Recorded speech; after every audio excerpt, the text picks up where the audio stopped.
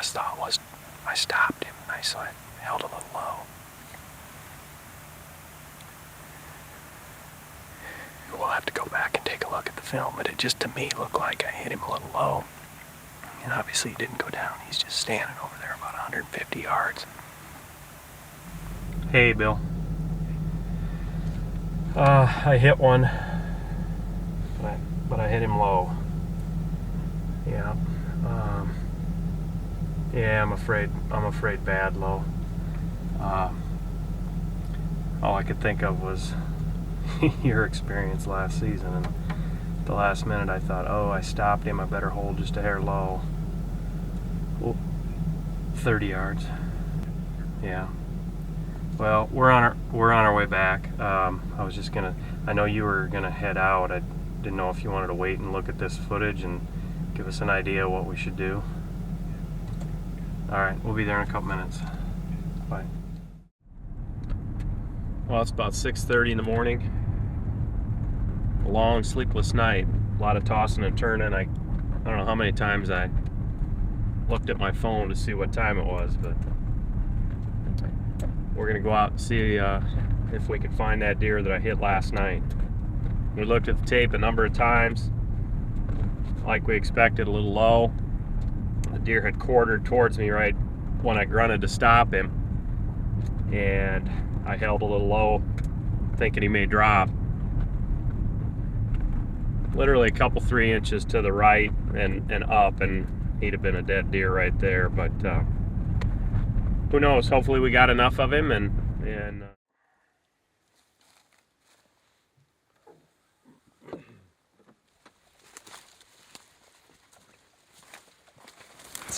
that's not something you find every day when you're out looking for a deer. But it is a beautiful, beautiful violin with some yellow roses. All is not lost. Would you? Kind of.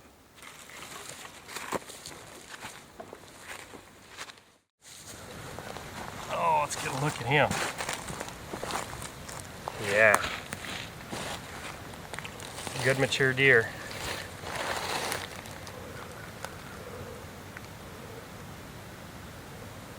I like that little split G3. Well, we were kind of belly aching yesterday about November 7th being so warm, and we didn't have any action in the morning, but it was magical in the afternoon. Hoyt's Bowhunting Whitetails is brought to you by Redneck Blinds, Code of Silence Apparel, Hunt Stand Pro Whitetail App, Whitetail Institute, Research Equals Results, B3 Releases, XO Broadheads, Exact Sights, Muddy Outdoors Tree Stands, Stealth Cam Trail Cameras, and Hoyt. Welcome to Hoyt's Bowhunting Whitetails. This is another hunt from my friend Mike Sawyer on my farm in southern Iowa. And Mike and I grew up hunting together, and we continued that as long as we could into our adult years. So he's going to be featured, or has been featured, on a number of these historical hunts. This one, there's probably nothing truly unique or special about the hunt itself. He's sitting on the edge of a large standing cornfield. The buck came cruising through. He wasn't in there feeding. He was just moving across the field, probably just out of convenience. I wouldn't say there's anything particularly unique about that, but I think I want to talk about the date. If you've been watching any of my stuff over the years, you know how much I like November 7th. And this hunt took place on November 7th, 2010. I think that date corresponds with the best time frame for most people during the entire bow season. I'd say the 6th through the 8th is the best 3-day stretch most years, given normal weather conditions.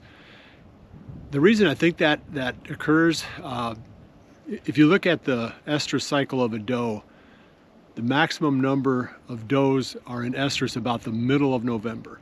So that's the peak. So that's when a lot of the bucks are going to be tied up with does. They're not going to be cruising around as much. They're going to be tending a doe, especially the mature bucks. So the ramp up to that, before a lot of does are in estrus, and then the drop off. And I talked about the drop off in the last episode. So this time I'm going to talk about the ramp up. November 7th is roughly a week ahead of the peak of the estrus cycle, when the most number of does are in estrus. So there are a few in estrus, the bucks are revved up, they're ready to go, but they're not all tied up because there's not a huge availability of estrus does. I think that the last part of October can be really, really good too, most years. And then I do like I said, this time frame from the 6th through the 8th of November. So if I had to pick one day for most people that aren't hunting a specific buck, you're just out trying to shoot a buck during the rut, I would say whatever vacation time you choose, try to put November 7th right in the middle of it.